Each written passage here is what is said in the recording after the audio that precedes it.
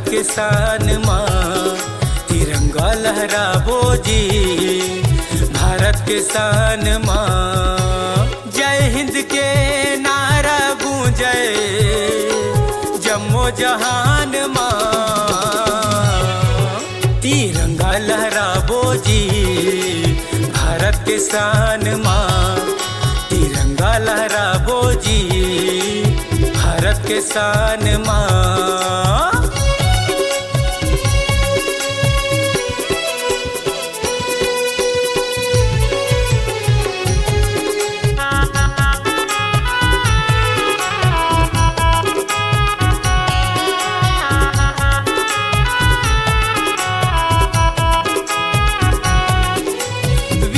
शहीद मन हंस हंस के दे दिन अपन जान, ओकर बदौलत से हमर आजाद हव हिंदुस्तान।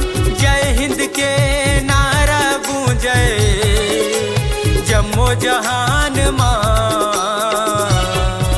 तिरंगा लहराबो जी, भारत के शान माँ।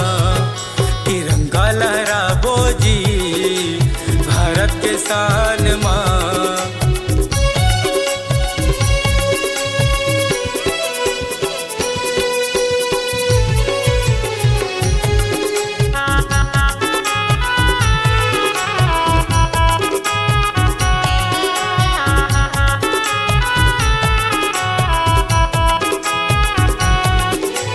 हिंदू मुस्लिम सिख ईसाई सब हवन भाई भाई, जुर मिल के हमर रहबो संगी, यही महावय भलाई। जय हिंद के नारा गूंजे जम्मो जहान माँ,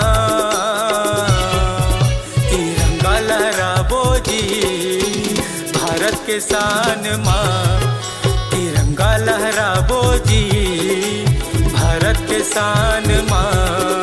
तिरंगा लहराबो जी,